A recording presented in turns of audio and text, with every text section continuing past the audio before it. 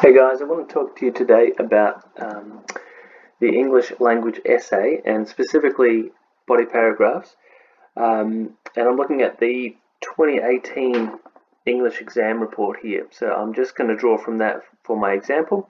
But let's start with these general comments, and there's some discussion there about essays and things in each section. But some of them aren't feedback; they're just general discussion. So just have a look here. I want you to understand this thing about meta language. The instructions sections for A, B, and C require students to demonstrate their ability to use relevant descriptive tools. In addition, clear reminders to do this are included in each section. Okay. So section C is our essay section. However, in many responses this year, there was a considerable lack of the use of meta language. This was most evident in essay responses that drew on social and cultural examples very skillfully, but that could not be rewarded with an upper range mark because of the absence of metalinguistic terminology. Notice, it's not just the short answer questions that require metalanguage. The essay requires it as well. Okay, and it says here that you can't get rewarded with an upper range response without that metalanguage. Okay, and it is specific metalanguage that's on the study design that I've put in your glossary. So we'll cover more ideas, but you need to use the stuff in the glossary in particular. Okay, and it says it here. That's where it's published, pages 17 and 18 of the study design. Okay, is there anything else here that's worth talking about? It asks you, especially for your essays, regularly troll the media for good examples and concepts in the study. So that's good examples for your essays, and that's what I'm getting you to do now in your research.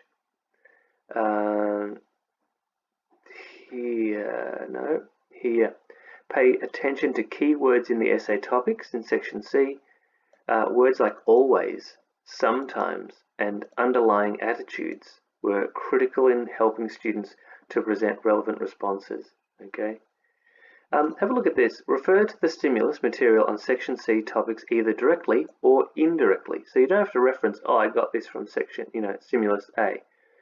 Reference to this provided stimulus material is one of the expected qualities for the mark range in section C. By doing so, students can further demonstrate the development of relevant response to the topic in the context. Okay, so we're going to go down now to the example set, and I've already looked at question 9 and the introduction. We looked at this in the other video.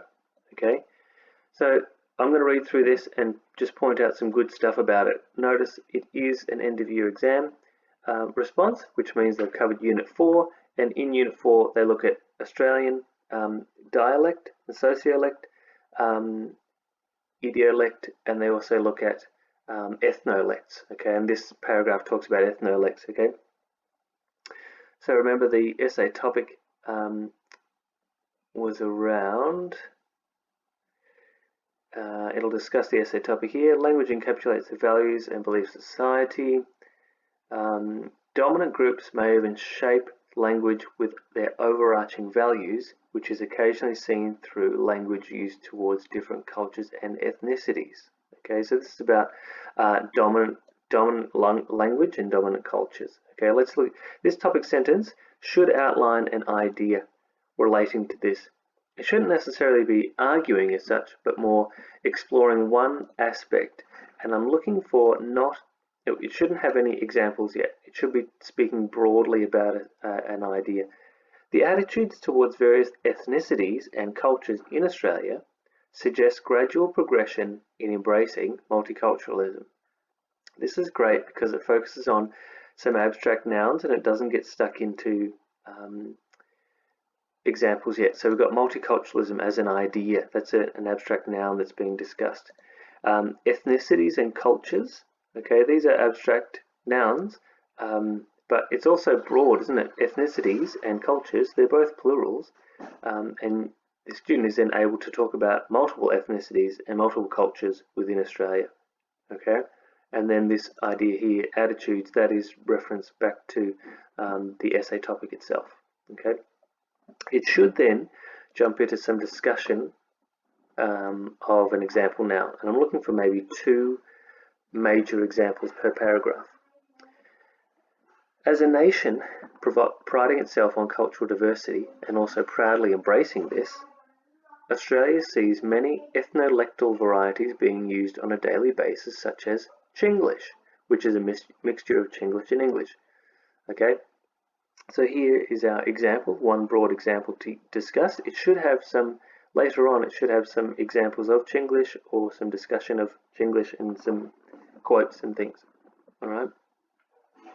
However, these values are not always upheld, as seen when a Sydney suburb mandated English signage on shop signs early in May 2018. Notice how contemporary that is, May 2018 for an example, and a Sydney suburb mandated that English signage was put on shop fronts.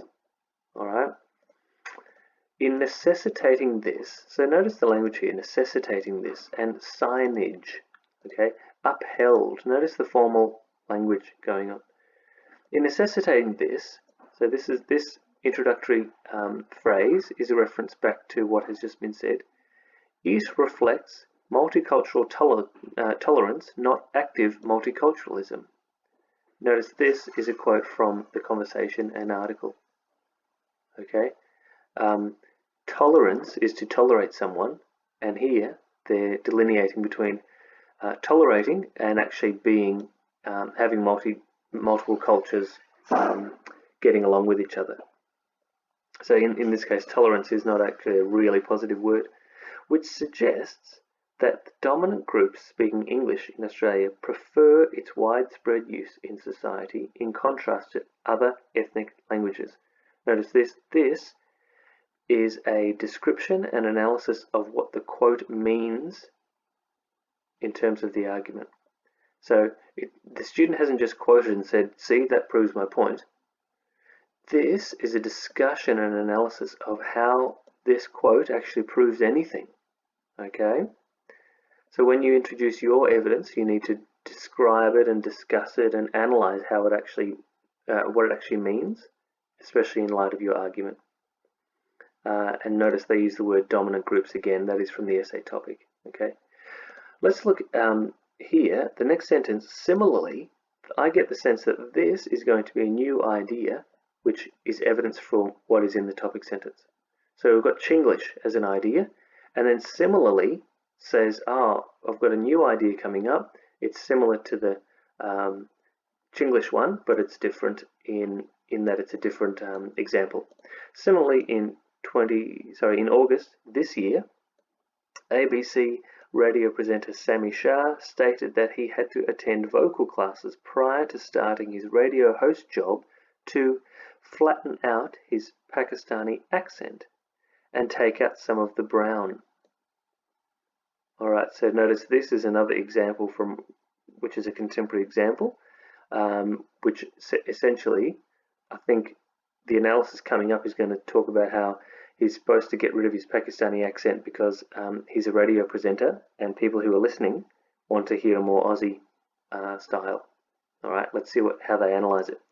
Despite speaking standard Australian English, the controversy behind Shah's accent, which is different from the traditional general Australian accent, suggests that there is generally more support for the accent spoken by a majority of Australians, and perhaps less so for migrants. Notice that analysis of this quote in the example. Okay. This is mirrored in stimulus B. Oh, okay, so the student has then explicitly, directly referenced the stimulus. That's fine to do that. Which states that studies show English speakers who identify with an ethnic minority group are subjected to higher degree of negative evaluation, which postulates that there are still varying attitudes towards language used by individuals of minor ethnic groups as Australian English remains more prevalent and accepted. Okay, so the stimulus B discussion kind of wraps both of these ideas together, the Pakistani accent and the Chinglish one. They're encapsulated with this idea at the end. So notice how they're using the stimulus. And then we've got this last sentence, this last section of the sentence, which kind of wraps it all up as a link. It links the topic sentence to the overall contention. there are still varying attitudes towards language used by individuals of minor ethnic groups. Remember, the essay topic was about dominant groups and language. All right. So we've definitely got a teal structure happening here. We've got two major examples given and then stimulus as well. Okay. Guys, I hope that was helpful for you. You can access this study design in files. Please talk to me if you are having some struggles with writing this, but I want you to steal phrases and words from this, and maybe even concepts and language too. So good luck, guys.